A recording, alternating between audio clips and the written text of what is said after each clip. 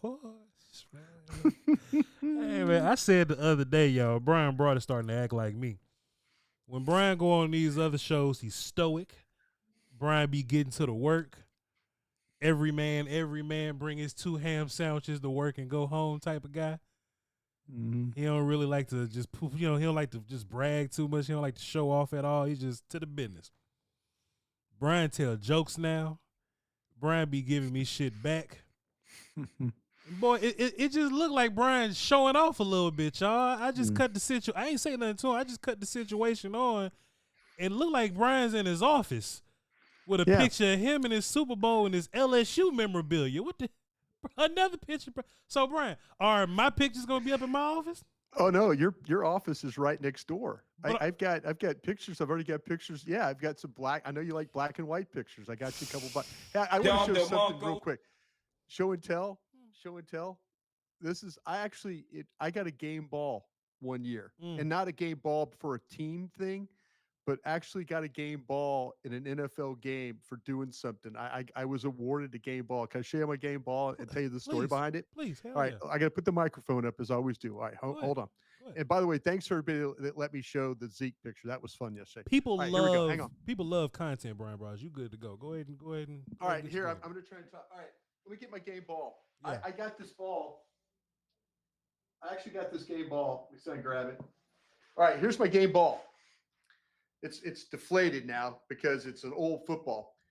But I got this was a game ball actually presented to me, as you see, on November 13th of 1994 from Lambeau Field from a game against the Jets that I was part of. Okay. So we got the game ball. You know why I got that game ball? Why'd you get it? On the sidelines. I used to watch the games from the sidelines. I liked to be down there. I hated the press box. I liked being able to move, to yell, to see the reactions of the players, to be feel the moment of the game. Yeah. On that day, it was like a soggy, wet, rainy night of football. And the equipment men needed help. The players, their shoes were taking up mud and grass from Lambeau Field. So they gave me a putty knife, which is used like when you paint, like you caulk and stuff like that. Yeah. So I had a putty knife, and I helped the equipment men that night clean players' shoes. Like they would come over to the sidelines, like Robert Brooks, a receiver, or Edgar Bennett, running back, would come over to the sidelines, and they'd wait, and I would just tap them on the back, and they'd put their foot up, and I would take all the mud off the back of their shoes to clean their cleats off so they wouldn't slide around. So, and then like during the timeouts, I would run onto the field, like I'd tap Favre on the back. He'd put his foot up, and I would knock the mud off the back of his shoes to keep his cleats clean during the game. And it was a tough game. We beat the Jets that night, and the team awarded me a game ball for going above the call of duty to help out the equipment men and stuff like that. So Bryan, just to be clear, now I got a Super Bowl. I got a Super Bowl game ball, but that was not anything I had to do. So look, Bryan, let me just ask you this about the Green Bay story. Hold on, Bryan. Yeah. So at that time, you was Will McClay going out there scrubbing feet? I was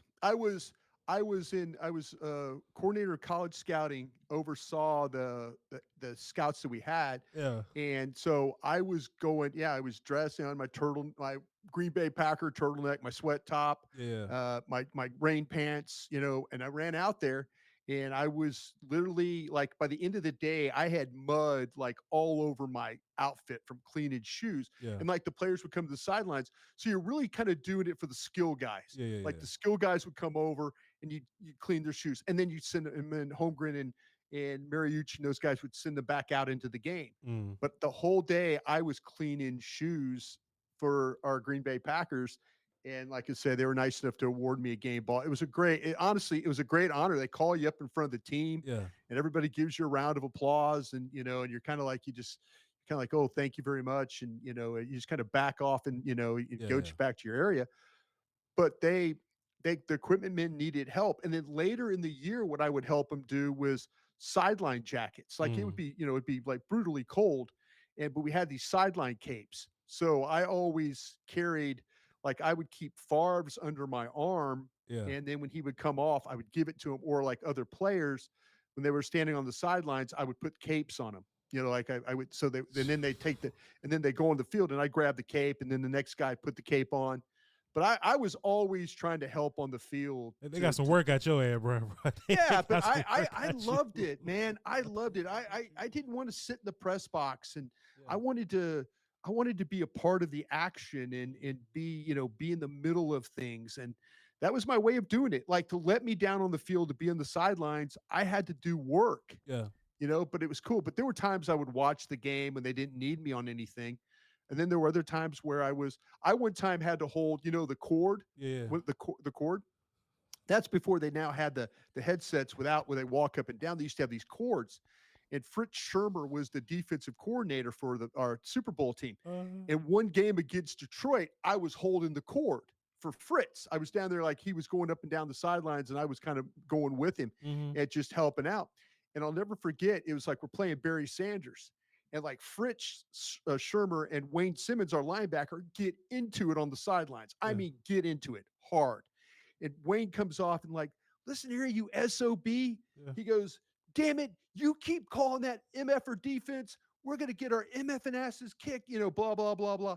And Fritz goes, Wayne, what do you want me to call? He goes, you got to play it across. This guy's going to gash us if you don't. And they got in a fight. And Fritz goes, okay, all right, man, we're going to do this. And so they went back out. And sure enough, next drive, we stone Barry Sanders, get off the field. Yeah. Wayne Simmons walks by. I told you, old MFer. I go, that's it. He goes, well, that's about time you started making some MFing plays. And it was just, it was just crazy. And I'm just standing there holding the cord, and I'm getting a first-handed thought. But it was like after that, they were calling each other MFers. It was cool, yeah. And they were hugging, and then they started hugging each other. Like, that's what we got to do. That's what we got. I'll get to those calls. You just keep playing that defense. I'll get to those calls. Yeah. And that's the kind of experience that you get being on the sidelines of an NFL game. I know we're talking. We got to practice. It sounds like you was the ball boy, and nobody thought you was the GM but you. It's like you thought you was the GM, Brian, but you was really. I was just grateful. Yeah. Seriously, to be a part of the team that way. Anything that I could do to help us win, I was willing to do. That's how much it meant to me. That I felt like I took it more personal. And I'll tell you what happened when I got to DallasCowboys.com. I took those losses like personal. Like, we'd be on a plane flying home, and why did I feel worse than the players? Right. I'd get on the plane and I would feel bad after a loss. And the players, it's another, and I'm like, I look at Derek Eagleton. I go, why do I feel worse than them? Why do I feel worse than them right now? Yeah. And he goes, it's just the way you're built. I'm like, oh, okay, I guess so. I guess so. Enough of story time. Enough of story time. We had workouts yesterday. I had some workouts yesterday. Let me just ask you this, Brian. 10 minutes. Hold on. 10 minutes. I tell you, 7. I tell you, hold on, because we're actually quicker than we was yesterday, Brian. Let me ask you a question. Okay. Let's see how much you know Voch, right? How much how much you think you know Voch? Okay. If I could be on the sidelines of Dallas Cowboys football games, would I clean shoes and hold the ropes? No. You tell right, boy. You seen my suit? Hey, you see these suit, boy? You wouldn't be on the field. You wouldn't be on the field. No. You'd be up in the press box. Yeah, and hey, there's people that could do that. Yeah. There's people that could sit up there, and I just like knowing, because when I watched the film the next day of the game, I wanted to know the why. I wanted to know. I was able to explain when we watched the film all together as a scouting department. I would be able to say, well, this is what they talked about on the field. Yeah. I wasn't like a spy. I wanted to know when we effed up a defense or we effed up a fourth down call. What happened? I wanted to know why. Yeah. I really wanted to know why. All right. Now we can move on. Brian has a football with 30-year-old Aaron, and I think that's cool. Yeah. So you said the Cowboys had a workout yesterday. So you talking They about had a workout yesterday. Yeah, a workout you yesterday. talking about like a new player that came in and worked out, or No, man. they got worked out on the field in the blue? Not No, the blue. we got to practice against somebody else. Yeah, Is what yeah, we yeah. got to do yesterday. Yeah. This was my first thought, I'd love Brian. to be able to watch the tape of that, by the Oh, way. that'd be There was a awesome. time in my life I'd be able to do that. Yeah, yeah. But not today. It's Not all today. we gonna. You know what? Yeah. You gonna find a way to get back there. I'll find a way to You get and your back. I'll magic find a way. phone. Trust me. You and your Trust magic me. phone. You gonna I'm find a gonna way. find a way to get back in there. You watch. Yeah. Brian, I just give you my thoughts, and you can just kind of Yeah. piggyback off me a little bit. Sure. Happy to. I think the Rams came in a lot more physical than us starting off. You know what I mean? Yeah. I think the Cowboys had to kind of wake up a little bit. You know? Okay. You know what I mean? I think the run game wasn't there early. Mm-hmm. I think the run game kind of got figured out. Mm-hmm.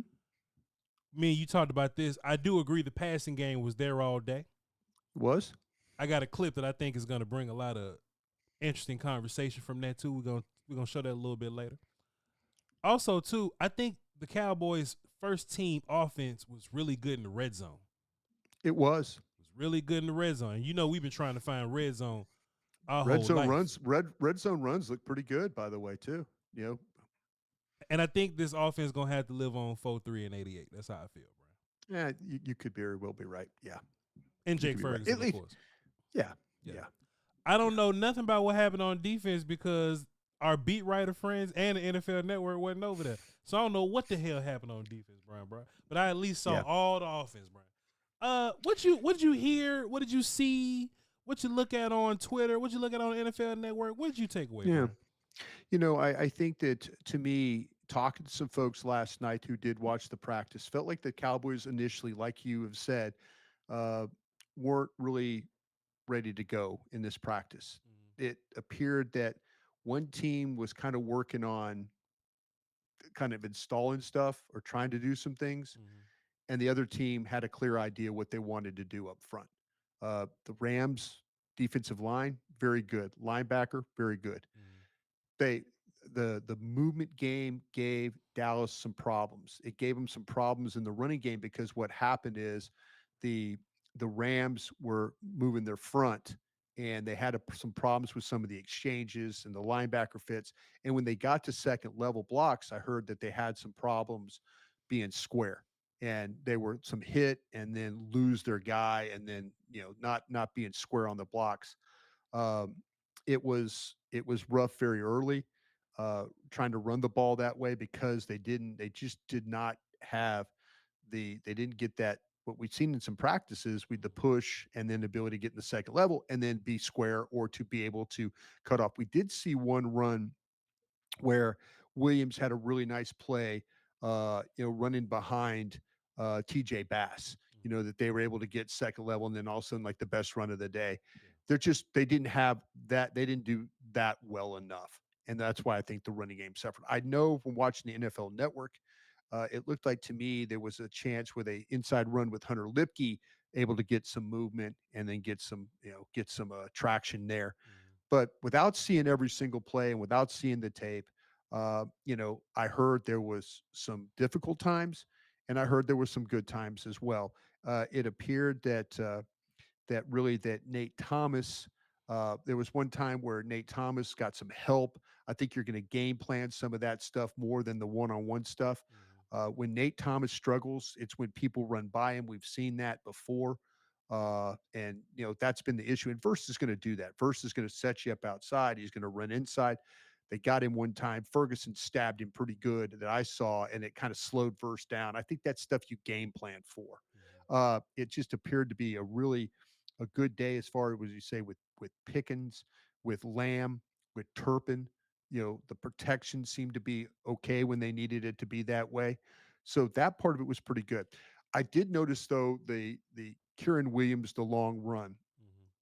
It's something that we defensively feel like, okay, this could be an issue. Is it the run defense? Well, when the run defense is bad and it happened on the long run, they're running an outside play, they're playing it in space, they got the ball to the edge.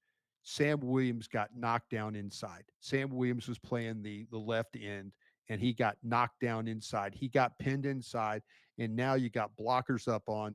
Now we'll see in the game, like Elam and those guys, they need to go up and tag off, but there was an alley there that Williams was able to run through there. Safety needs to be there. Linebacker needs to be there. We talk about that. The corner needs to be there. But the first thing that needs to happen is Sam Williams does not need to get knocked inside and then allow the edge to be soft. That right there that's problems. Now, I did hear some things about the defense, about some of the guys that played well. I heard Marquise Bell was really, really good, to the point where they were playing him in some like dime linebacker, nickel linebacker stuff. That's what he's been. He was really, really good. I heard that Damone Clark had a couple of good plays. I actually heard that Maris Leofau had a couple of good stops as well. So Donovan Ezeraku, probably not the pass rushing day, but it sounded like to me that Donovan was really, they weren't moving him around. It was just straight rush, that kind of stuff like that. So you'd like to believe that maybe that he could win a few of those. But we'll see what happens in the game on Saturday when they actually start lining up and things like that. But I'd heard that there was really good communication between Sanborn and Bell and the way that they were playing. There was some my sources were telling me that Perion Winfrey continues to show up things. Nate Turner as a nickel tackle showed up. He usually plays that left edge. They kicked him inside, and he was able to do some things. It was a rough day for Jay Toya, I heard, and so that's kind of when you got Jay Toya and Mazi and those guys not bringing it that way, then there's probably going to be some problems, and I think that's where maybe some of the things happen there. So let me run down some of the stuff that you brought up to me there, Broaddus. Yeah. It was interesting. Yesterday we was having that conversation about Nate Thomas. Yeah. And I was like, I still don't know if I feel great about him being your backup left tackle. Like, could he go out and play a game for you, or 2 or 3 games for you, and you feel good about it? I was mentioning yesterday, we have to think about who's good and who's better than we thought they were, right? And Nate Thomas is definitely a surprise. I think this goes right back to what we were saying, Brian. I think they're going to try to get 60 back as fast as they possibly can. I think so too. Yeah. Now, okay, let me ask you this real question. Please. A question then, my friend. Please. Are you that confident that 60 would have been played differently against Verse yesterday? I'm a lot more confident in 60 than I am Nathan. And Verse probably would have got some wins on Guyton as well. Yeah. Like Verse is a great edge, right? Verse is going to win. Yeah, Verse is going to win. Great edge. But I do think Guyton probably would have held up a little bit more. Every single play I saw, Verse was just tearing it up. And I'll just tell you why. Because, I love to use common opponents, right? I can evaluate really well off of common opponents. So, like I said, when I see Nathan Thomas, he'll lose to Marshawn Nealon. Yeah. He's fighting with Peyton Turner, back and forth with Sam Williams. And these are guys that Tyler Guyton beats clearly. You understand what I'm saying? Now, it hurts me that I couldn't see what Guyton looks like versus Jared Verse, because that would have answered a ton of questions. That would have helped me, yeah. It was bad last year, but could have been a lot better this year for sure. Yeah. And we may not even see Guyton until it's time to see Nolan Smith in them, so it just is what it is. But I could just tell based on common opponents that Guyton is still a great bit ahead of Nate. Nate is strong as hell, but Guyton got the feet, Guyton got the feet. And sometimes in those matchups, it's about having the feet. Guyton may not be strong as Nate, but Guyton does have length and size that'll help him out in that situation. You know what I mean? Right. So maybe I think we need to be, focusing on backup left tackle a little bit more. Okay, let me ask you this then, boss. Please. What about the situation of, would you consider putting Lyle Collins over there and seeing what you got with a veteran guy? Lyle Collins ain't played football last year neither, just like Nate Thomas. So I mean, it's so preseason gonna answer a lot of questions for us. We're gonna learn a lot of lessons Saturday, Brian. Go ahead. Are you maybe now thinking about Tyler Smith playing left tackle until they figure out what's going on over there? No, sir. Because one thing I noticed, I don't want Brock hopping out there too long. Yeah, I don't want Brock hopping out there too long. And you kind of watched a couple plays yesterday when it was going awry. Brock He was on some rides. They took Brock on some rides a couple times, and it's okay. Sure did. It's okay. The Rams look, and also too, the Rams are a fantastic front. That's a fantastic defensive front. You know what I mean? Yeah. So let's just make that clear there. But I'm keeping the interior as clean as I could possibly get them. And to help left tackle, I'll put tight end out there. I'll put some help out there or something like that.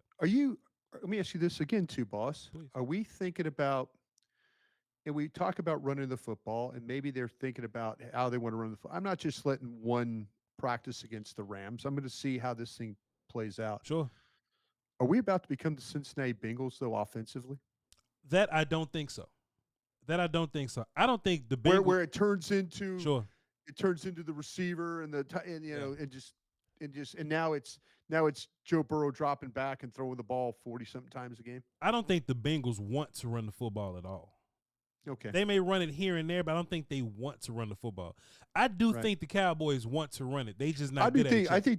I think right now they're not good at it. Yeah. Well, they through one. Let's see if we get a preseason. I mean, you get a shot. You're going to have the Rams again. You're going to get the Ravens. I mean, you're going to learn a little bit about yourself running the football in these couple of these preseason games. Also, too, Brian, just by way of football fan nature, they're looking at today and going, all right, well, we're just going to throw the football all over the place. Yeah. We may run the ball and be bad at it until week 10. Yeah. And then all of a sudden in week 10, something snaps and we just run the football better at the end of the year. As long as you're running the ball well by December, that's all you really care about. And if it takes them the whole year to figure that out, then it is what it is, Brian. But today is not like the run team you are today ain't gonna be the run team you are in November, December. You know what I mean? Yeah. In January. Let me run something else by you, Bryan Broaddus. Man, we keep hearing about that Winfrey kid, man, about old 99, man. Yeah. We just keep on hearing about 99, Broaddus. Yeah. Turns out Mazi had some soreness in his knees yesterday, Bryan Broaddus. Yeah, he did. I want to ask you what you think about his soreness, but I see you shaking your head and you went your little, so you ain't got to say it publicly. You already, we've said it once. I think Perrion's gonna run away with his spot, Brian. Yeah. I think Perrion's gonna run away with his spot. And I'll say this: if Mazi is a part of this thing, I'm greatly surprised. I'm shocked if he's a part of it. Now, look, I'm saying this today. Mazi can go out there in these preseason games and break all the tackles, take all the double teams, get some sacks, and cool. Mazi's back in the equation. But what it's looking like right now, I don't see a part for him right now. I think if they had to keep 4 interior defensive linemen, and those guys are going to be 3s and 1s, I think it's going to be Osa. I think it's Solomon, Perrion, and I think they're going to take the young boy and Jay Tolia, and they're going to rotate those guys out. I don't know what you get from 56 to 58. It's hard to play football when, and this is really unfair of me probably to say, but I've played it. You've played it. If you don't love the game, it's hard to play. It's difficult, man. Practicing is not fun. Yep. It's not. Getting beat up, not fun. Being sore, not fun. I just feel like that Mazi needed some good things to happen for him in this camp, and it hasn't. It hasn't. Good things have happened for Winfrey. Good things have happened for Turner. Yep. Good things have happened for Nealon. Good thing, you could watch Solomon Thomas. You could watch all these defensive linemen, and they, Ezraku. Good things have happened to them. And you're kind of thinking like, okay, man, maybe this defensive line is not as bad as we think it is, or maybe this is going to be a strength. But at the tackle spot, it's hard for Smith. I feel like he's a very emotional player. I think he's a very sensitive player. He just doesn't appear to be a guy that really loves being out there. That it's like he's doing it as a job. But they might make a decision. I'd be really I would be shocked if they did this. But you're not wrong. Mazi Smith, if you're bringing 4 defensive tackles, is not one of the 4. I don't know He's just not. I don't know if you noticed, Brian, when we were in Oxnard at practice, Perrion got a lot of energy to him. He does. He's very vocal. He's Yeah. clapping when his guys are making plays. He's running on the field and all this kind of stuff. You know what I'm saying? And to be fair, he's a guy from the USFL that has an opportunity. So his energy is going to be up here. And every time you see Miles, he just got his head. I always talk about his head to the side. Look like he pouting. Look, you know what I'm saying? Like if you are making all the plays and it look like you pouting, I can live with that. But if you're not making plays and you go to the injury tent and you ain't limping, and it looks like you pouting. And Solomon Thomas is the first tackle out there, not you. It ain't. I mean, it ain't even about Mazi being bad. It's just that everybody else seems to be fitting their part. It's hard. Everybody else it's hard to. And then it turns to a number game. Please go ahead. Yeah, the one thing that we can't measure as scouts is heart. You can't measure a man's heart, and football doesn't look fun for Mazi Smith, and I think it's affecting, and it's gotten to the point where I think that they put him out there and they realize that, okay, this is not going to work. And I could see now if he's playing in the third and fourth quarter of games, in the preseason, you'll know what they think of him then. Yeah. You really will. Now, Brian, the Cowboys went to go sign names like Jordan Phillips way late in the preseason. Bryan Broaddus, it was way late in camp when they went to go sign Jordan Phillips and Linval Joseph. Do you think it's a possibility that they wait for some of these cuts to happen? Maybe poach a practice squad guy. Maybe give up a pick and trade for like a serious name. What you thinking about? Yeah, if somebody needed an offensive lineman or somebody needed, I think Zach Wolchuk on Love of the Star asked me this morning. It was one of our mailbag questions. Was a surprise player that might be cut. I know we were just talking about Mazi, and that potentially could be something. We'll see. Uh, I think one of these wide receivers. I think there's probably going to be a couple of wide receivers that were on this team previously. They're not going to be here no longer. And but if you have say a surplus maybe at inside, well, I say inside with offensive linemen or something like that. Maybe you move one of those guys. If you feel like you got maybe a surplus at receiver, maybe you move one of those guys. But if you're going to get a legitimate defensive tackle, you're going to have to give up a significant pick. You're just going to have to do that, and you've already given up a 3 for George Pickens. So where's the next level? Unless you got a pick or a player you have in mind, that's kind of where you're at right now.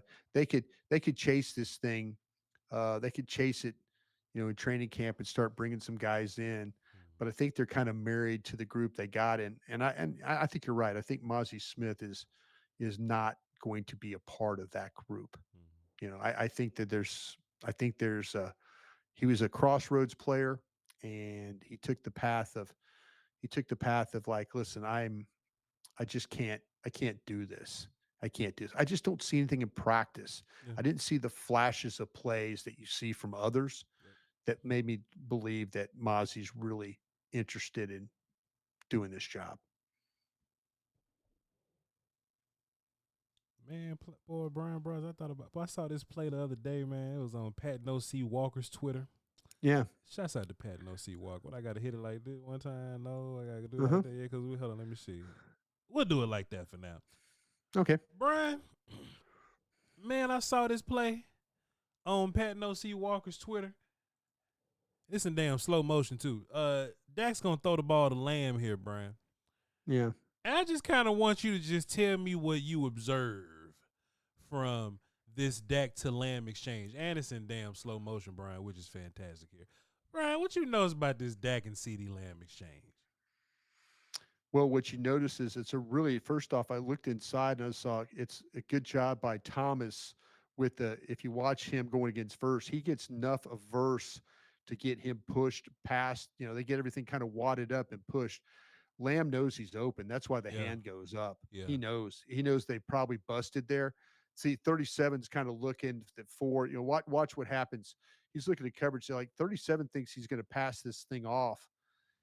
And he knows he's seeing space. So look there, see 4 and 37 are kind of like, oh geez, what just happened? And now he's looking for the safety help. Where's the safety there? So it looks like that kind of 3 of the Rams players, but really good job by Lamb knowing that, and I good on Dak for seeing it too.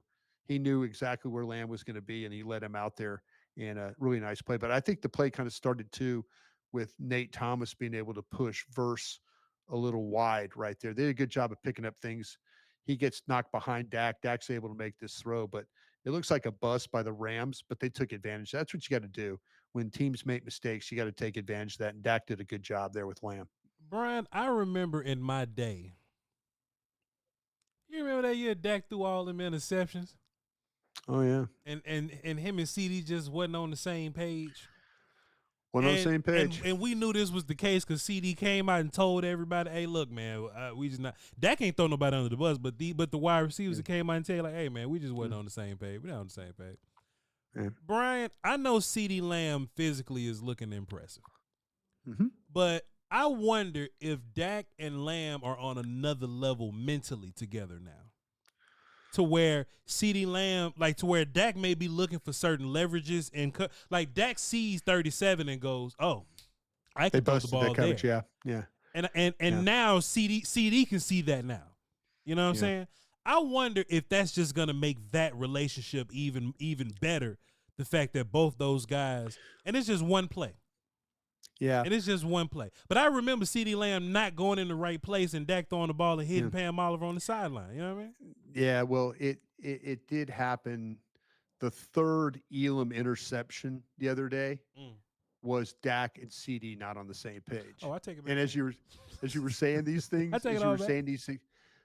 if we remember, we were going towards the tents. We're going to the tents. We're on the stands side field and going towards the tents. And Dak threw the ball short. CD continued to go. Dak threw it short. Elam drove on the ball and had an interception, and it was probably going to be a pick six. That was the third interception he'd had in like 8 practices. That was the one time where I was like going, okay, who was wrong here? CD wrong? Was Dak thinking he was gonna stay short? Right. Or Lamb wrong, the thinking that Dak was going to see it and throw the ball down the field. So there was that disconnect on that interception. But that's a pretty play. I mean, that's a good read. I'm not trying to poo-poo on your well, your I take it all there. back, and for the sake of my point, it was Dak's fault and CD was right, Brian. Bro, CD gonna be a much. But if better. you remember, it was a vertical route by Lamb along the left side, and Elam drove it because the ball was short. And he picked it off and went. And Dak walked over to CD. We were doing 2 live mics at the time for 105.3 The Fan, and that's why I remember. I'm like, man, something's not right here. Something not so. It's either the quarterback's wrong or the receiver's wrong. Because it's something new. Yeah, because it's something new that they're working on. Yeah, absolutely. But for the most part, they're gonna be on the same page, huh, Brian? I think so. Mentally, they gonna be. I think the stuff they did down in the red zone. Yeah. I know there were a couple of push-offs and stuff like that. But Lamb inside, Pickens on the outside, that is going to be a problem for teams to have to deal with. You know, Brian, if you watch Pickens' film, he pushes off all the time. He just knows how to do it. He just knows, like he knows not to do that. Yeah. And you know what I'm saying, because that's what the refs look for and all that. But Pickens know how to. He can lean on you. He can lean on you and get that. Yeah. But it seems like, Brian, the first team offense was better in the red zone when the field was tight, but the second team offense was better when there was a lot of field. Yeah. And Joe Milton was throwing the ball all over, but Joe Milton then got bad in the red zone when the field got tight. I thought that was interesting. Joe Milton kind of elevated Jalen Brooks with him. You know what I mean? Jalen Brooks caught a couple loud passes, and now he's back in the convo there. Back in the mix. Turpin caught some loud passes yesterday, and Turpin's in the mix now. Brian, did you see anything else from the wide receiver group? No, I tell you what though, I like what Turpin. I like how they're putting now on the depth chart. You got the depth chart. Yes, the oars. Yeah, the oars. I think that tells you a little something. The oars, that means that a guy like Damone Clark, he's an oar with Maris Liefeld. Yeah. That just tells you that, all right, whoa, he went from being a guy to, hey, we would consider. So a lot of those guys that are oars are, because it's Turpin or Tolbert. I think, honestly, the way it's looking at it right now, it's more Turpin. Then I think if they play 11 personnel, the fact that they're throwing the ball down the field to Turpin, I think it's a good thing. But Tolbert, I mean, I sound like I'm kicking a lot of dirt on him, and he's going to be gone. But there is a legitimate competition. We saw Mingo make some plays, but there is some battling for these last couple of spots, because I think the three for sure are Lamb, Pickens, Turpin, and now throw a blanket on the top of it and see which one comes out. Mm. You know, that's where I think it's going down the stretch here. Preseason matters though, right, Bryan Broaddus? Like, Absolutely does. we Absolutely does. we're watching this practice, and of course Absolutely we got does. takeaways from it, but those preseason games are going to matter the most, huh? I totally, yeah. This practice against the Rams, I think, was really good, just for the fact of seeing somebody else. I'd give anything to be able to watch that tape of this practice, though, Yeah. just to kind of see, because I know we saw some clips that didn't look great, and it's really, really hard. I've been a part of that practice last year. You stay on one field or the other, unless you go up in the VIP area, and then you can kind of see both fields, but you can't see everything that's completely going on. Sure. And so, it's hard. Either you stay on one field or the other, but I'm sure there were some things that they did yesterday that were good. I'm not saying that everything was all roses all the time, but I'm going to say there were some things, if you watch that tape, you could find some positive things out of that practice, even though it seemed like the Rams were winning some of the early phases of it. I tell you what, Brian, say we weren't there. I hate the fact we weren't. It bothers me so much. I hate the fact that we weren't. Because what we would have done is I would have been on one happen. field and you would have been on the other field, and we would have comboed and knocked this thing out. What we would have done. Yeah. Damn right we would have. And that ain't going to happen next year. Trust me. We will be on that practice field watching I'm not going to miss another scrimmage. Hey, I'll go later if I have to, but I ain't missing another damn scrimmage. I'll fly my ass back out there and watch the scrimmage again is what I'll do. Yeah, you ain't wrong, Brian. That was that one hurt. That one hurt to miss it, but that hurt. It hurt me. That hurt. Bryan Broaddus, appreciate you so much, sir. Thank you, man. Appreciate you, brother. For showing us your nice office. Maybe you. I got to go work on your office next door, man. I got to do some work. I was working on your TV, getting your Roku set up for your TV, so you can watch the NFL Network when you come rolling in. Appreciate you, Brian. Brian still won't let me come in there yet. How long? Nope. How long for I'm able to come in there, and when are we gonna start rehearsing? Yeah, we're gonna get our table. We're getting our table. If they let our table out of customs tomorrow, our tables here, our podcasting tables here in Dallas at the airport at DHL. And if they let it out, we're going to go get it. If not, we're going to get it on Friday. And then this weekend, we're going to kind of start putting things together and stuff. So when we get everything together, I'll invite you in. You can come and marvel at everything, if not sooner. I'm going to wear my Ray-Ban glasses and make a video. So you might have to come in. You might have to come in because we might have to do some promotional stuff too. So I might ask you to come in and dress up and do some promotional things with me. Damn, Brian, I got to read a script. I got to Bryan Broaddus. I got to do one of them. Yeah, you never know. You never know. Damn. Brian gonna have to pay me a lot to get me to do it. Me, Bryan Broaddus. Damn. All right, Brian. Shit, we'll do it then. We'll see. We'll cross that bridge when we get there. Ladies and gentlemen, appreciate y'all so much for tapping in with us here on the Doing All Right. Follow me, VOCHLOMBARDI BRY Yin Broaddus, Packer 17, just 10. And we'll catch y'all next time. We love y'all to peace. We'll do this again tomorrow. All right? Crown.